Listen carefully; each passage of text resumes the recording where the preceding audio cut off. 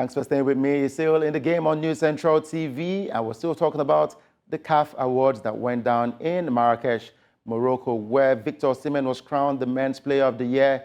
Asisat Oshoala was crowned the Female Player of the Year, and for the Goalkeeper of the Year, it has to be no other person than Super Falcons goalkeeper Chiamaka Nnadozie, who says when she was younger, her father did not want her to play football, and now she says she's very sure her father would be very, very proud of her winning that award.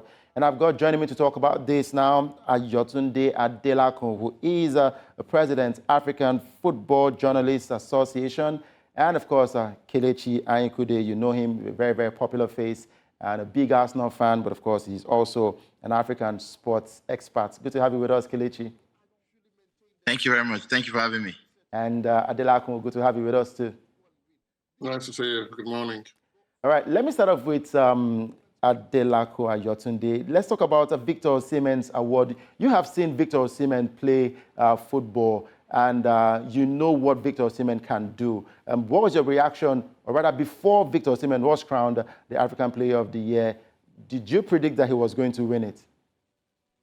I actually did, and I spoke to quite a few people in my association, the Association of Football Journalists in Africa, where we ran a poll.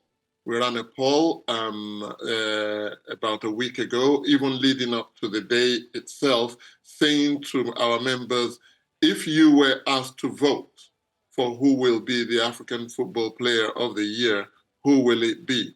And our association cuts across every part of Africa, and Osimhen actually won it. Now, I've been on a few shows, I've talked on TV, on radio, online, and everybody's asked me, do you really think it's time for Osimhen to step up and take it? And I said yes, because he deserved it. And I know the voting process over the years had been criticized over the years, but this year, it was an absolute no-brainer. I think Victor deserved everything. He played, it was through his goals that Napoli won the Scudetto for the first time in 35 years. He carried it into the national team. He's the highest scorer in the AFCON qualifiers. He's scoring goals. He's playing with grit, with determination. And more importantly, he's an inspiration, an absolute inspiration to every young player who wants to play the game. So why not? All right, Kelechi, you were there in Morocco, and you saw everything happen live and direct right in front of you. And we saw the likes of Emmanuel Adebayo, Solomon Kalou, Emmanuel Amuneke, who once coached Victor Osimhen, and you know a lot of controversy surrounding what fans tagged as Emmanuel Amuneke's prediction before the award, saying he would like Mo Salah to win. But take us through the process. What exactly happened right there in Morocco? Well, I was surprised when I saw the rumors that he said that, because in private conversations with him, we were back in Osimhen, and during the show before the awards, I think I was interviewed for Mimi Fawaz and Jidiouf were doing it in the studio. I was interviewed, I and the boy were interviewed first, and then he came on with another Cameroon female footballer, and he said he was back in Osimhen. So maybe the day they asked him that question, he didn't quite understand it, because we were on the coach. We went to play the charity match. I think that's why he was asked that question. I don't know what happened, but to the best of my knowledge, he was supporting his boy because it's a no-brainer. He basically brought up the boy in the national team and in the age grade team. So I don't know where the controversy came from, but to the best of my knowledge and in private conversations, he was back in Osimhen. But the show was a great show. You know, obviously, I personally didn't agree with the top three nominations. Obviously, I wanted Osimhen there, but I was thinking it should be Osimhen, Bono, and Riyad Mahrez, who won a quadruple, you know, for me, and the top three, and then Osimhen, the winner. That's what I was expecting, but who cares, though? Osimhen won. I'll probably be making the loudest noise in the hall. A lot of Moroccans were not happy with me, but it's fine. Because when the people were winning, they were all shouting, yee, yee, yee, yee. My people want loud voice that goes to the stadium. Me, I was shouting my own. Some of them are not happy, but it is what it is. It was good vibes. Osimhen, you know, obviously had to fly back because he has a game today with Napoli. He just made took a few questions to the press conference. He had to rush off, but he did have time for Nigerians and Nigerian journalists. Same with Asisat Oshoala and Chiamaka Nnadozie. So we're really happy with everything that went down yesterday. Obviously, I can't forget that the Super Falcons also won the best team. So it was a good atmosphere, and thank God that we won, big last night. Yes, winning big last night. It was all about Nigeria winning the Team of the Year. Also, Asisat Oshoala winning the record 6th Women's Footballer of the Year. Victor Osimhen breaking that jinx. The last time Nigeria won it was Nwankwo Kanu. That was in 1999. So this is more like a bigger one for Nigeria, especially for Victor Osimhen. Let's talk about Asisat Oshoala, and I'll stay with you, Kelechi. Now, Asisat Oshoala winning the record 6th title. It was more like a strong competition for Asisat because there was the likes of Banda from Zambia and, of course, Kgatlana from South Africa. So it was more difficult for Asisat Oshoala. But what she did with Barcelona gave her that edge above the others. Do you agree with this? Yes, of course. She's been consistent with Barcelona. She's been scoring goals. If I'm not mistaken, she has won the Pichichi once or twice as well. The ISO scorer there. So I wonder why she doesn't make it to the top 10 or top 4 or 5 in the world. It's time for FIFA and Ballon d'Or to be looking at our side. But they keep overlooking us. She has been delivering season in, season out. So it was no surprise that she won the 6th one. Obviously, she played well in the World Cup, did well in the league. We were expecting her to win. Yes, it was close because, you cannot rule out South Africa winning the AFCON, and Kgatlana is the star player. Banda played well as well. So, but I felt that normally Asisat should win it for a 6th time, and we're happy that she won it for a 6th time. All right, Ayotunde, talking about Asisat Oshoala and Victor Osimhen winning these awards now. Victor Osimhen finished in the 8th position for the Ballon d'Or, and a lot of fans I was part of those fans who dreamt that Osimhen won the FIFA Ballon d'Or. But do you think it is time for Africa to step up and be amongst at least the top 3 contenders for the world awards? Absolutely. In as much as the voting system and the pattern of selection of these shortlists and these players remains the same, we have to step up, as I say, and make ourselves counted, basically. I think that the biggest problem that we have got is the problem that we as Africans have got in every facet of society, including football. How well do we have to perform before the world takes notice of what we're doing? We need to do 3-4 times more than some others are doing before we're noticed. It's very unfair, it's very unfortunate, but you know what? I say to players, I say to people, I have very close relations with Victor Osimhen, especially when he came into the national team in Nigeria when I worked there. And I say to them, you know what you need to do is keep working hard. If you keep working hard, just do your bit. Forget about these awards for once and concentrate on your game, and the awards will come. Don't focus on the awards, because if their intention is your awards, then you probably will miss the boat. And I think it's about time that we stood up and took notice of what Africa is doing.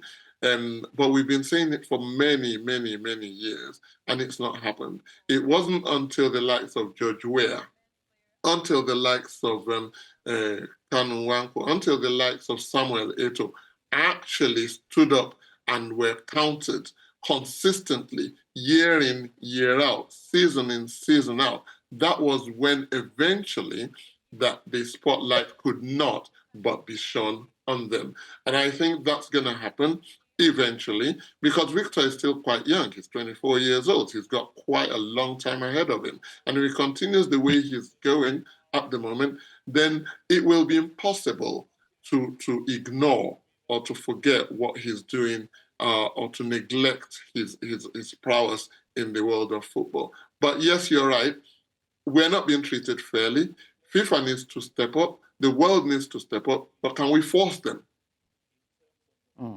That's a big one. Can we force FIFA? Of course, if we do our homework properly, of course, we'll surely be recognized on the world stage. And it looks like this is total dominance from Victor Osimhen, and we look forward to more accolades from him winning awards and all of that. Let's talk about the female goalkeeper of the year, Chiamaka Nnadozie. Now, from the human angle, of course, back then, a lot of parents didn't support their children playing sports. And she also came out to say that, look, her dad did not support her when she wanted to get into football, especially the goalkeeping position. But now, I'm sure the father will be smiling, saying, look, that is my daughter. She won the best goalkeeper of the year. And it is no fluke. We saw what she did with the Super Falcons. And of course, playing right there in France, would say she thoroughly deserves that award, Ayotunde. Absolutely. And her story is not uncommon. Many parents, myself included, when I was younger, was I allowed to play football? Was I frowned upon when I wanted to go to the pitch? I'm quite lazy. I probably blame my parents and say, yeah, they didn't want me to play. But the truth of the matter is, yes, they did not want me to. But the truth of the matter is, her story is not peculiar to her alone.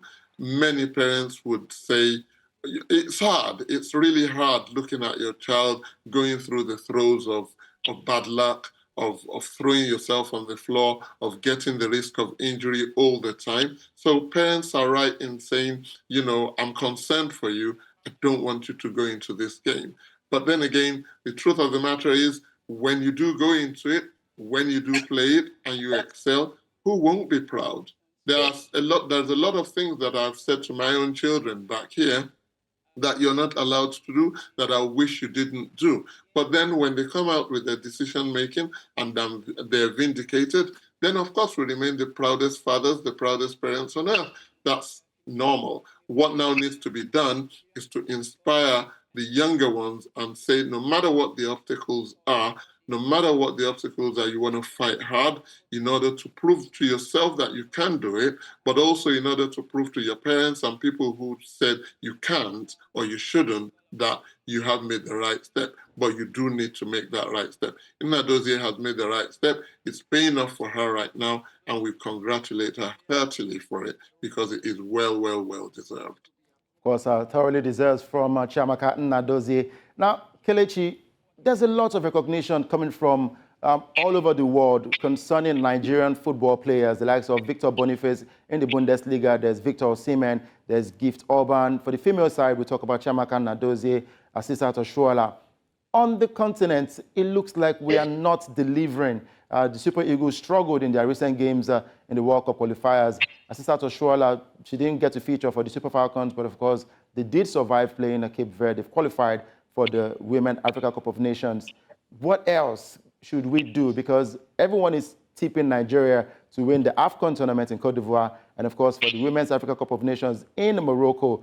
But it looks like the work is not being done on paper. It is done on the football pitch. What else should we do? I mean, it looks like everybody supports Nigeria, but it's not just delivering for the Super Eagles and the Falcons. I mean, that question is very pregnant. I don't know, you know. I don't personally, I don't know what's going on. A lot of things don't look right, you know. I don't know. You know, I know they are trying their best, but I cannot really comment on what I don't know. But all I can tell you is that we have the resilience, we have the ability. The playing in the Nations Cup and playing internationals are important to these players, especially, for instance, if you want to play in England, you need to meet some level of caps for your country and everything. These players want to win trophies. So I'm just going to focus on that. And I know we didn't start well in the World Cup qualifiers, but hopefully we'll get our acts together and then, you know, maybe I get the right, you know, personnel and maybe coach as well. And then we'll kick on from there. I can't really comment on it. But one thing that's what I want to say stood out for me last night. I'm a big fan of the NFF president. I think he's doing all right. But when they named, I'm still trying to investigate this. When they named the team of the year, you know, sorry, before I came on air, I should have investigated this. I think normally it is the national team, I mean, the federation presidents that go on, because for instance, the Morocco Federation president came on to receive the trophy. But our captain was there. Our captain was there. Onome was there. in the stands. He could have just said, let's go together. Let's go up, go and collect it. She's there, this trophy is for the players. I know you're the president. Just say you show more better leadership. You understand? I think it was Sundance Women that won the first award, and the coach came with his players on stage. That's the way it's done. So I didn't see, and these optics are for me important. I did not see unity in that moment.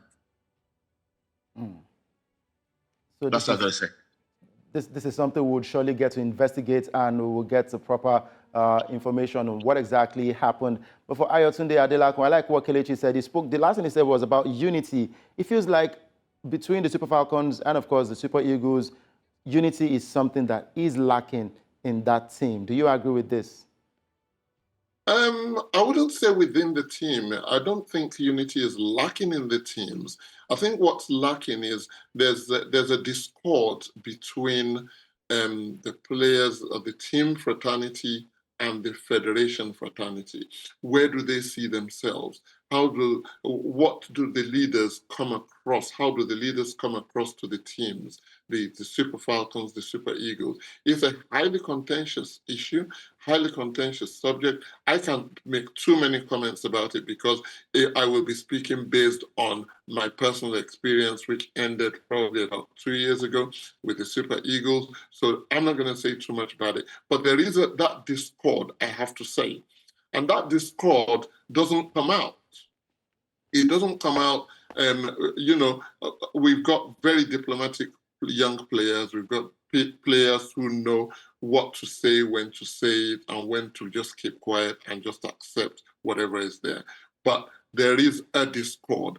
And if that discord is not addressed, then these results that you talk about lacking, despite the dearth of talent that we have got in that country, despite the fact that there is, all over the world. You look at Osimhen, you look at Orban, you look at Awoni, you look at Victor Boniface, look at in that midfield.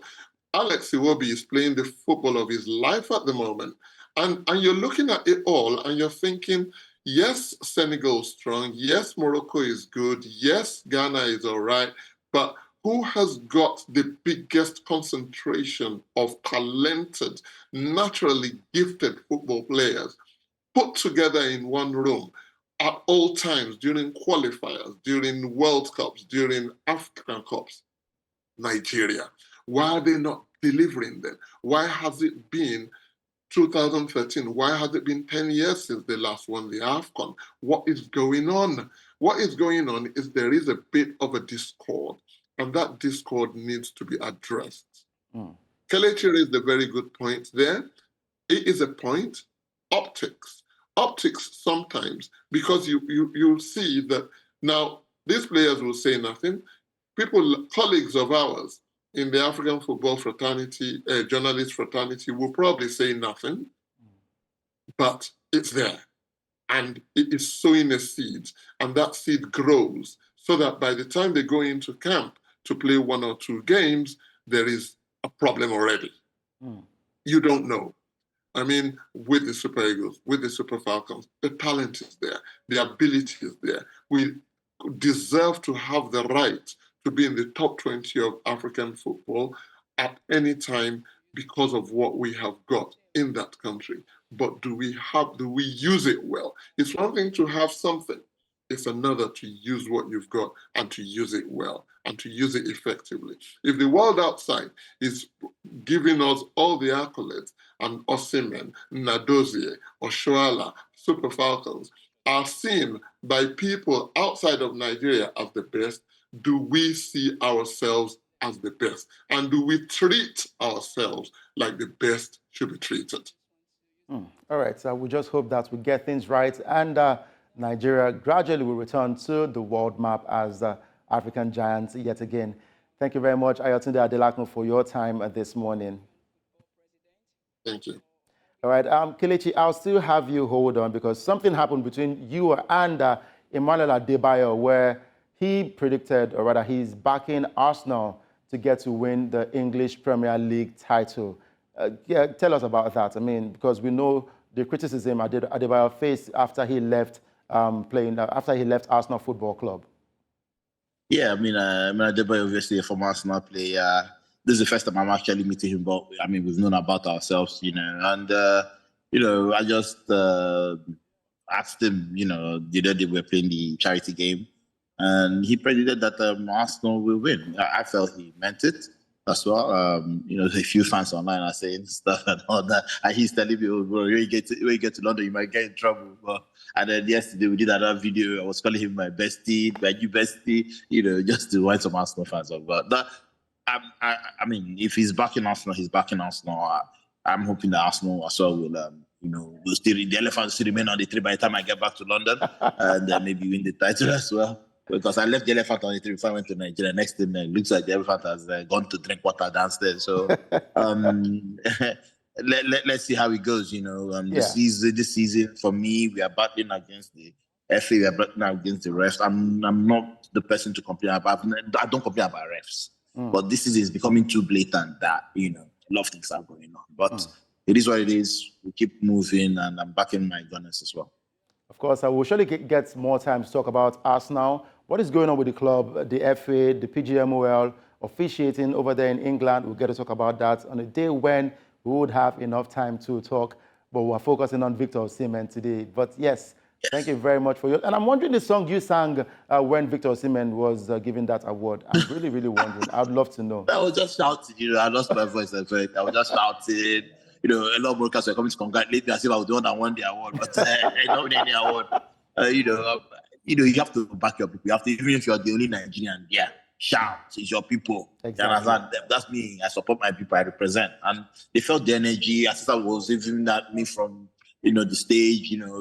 She felt the energy. That's the way it is. We don't come to award to keep quiet and form. We are there to support our people, and we made the loudest noise.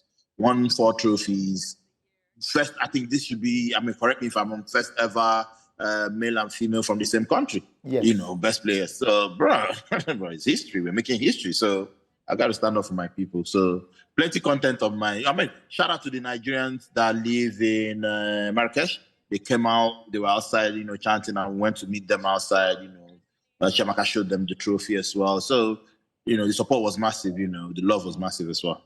All right, I will say a big thank you for supporting Nigeria and traveling all the way from UK to go to Morocco to support the Nigerians right there. Thank you very much, Kelechi Anyikude, for your time on the show this morning.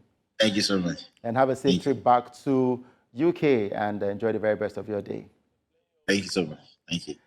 All right, congratulations once again to the Nigerians that won the award. Victor Osimhen, Asisat Oshoala, Chiamaka Nnadozie, the goalkeeper of the year, and of course, the team of the year, Nigeria.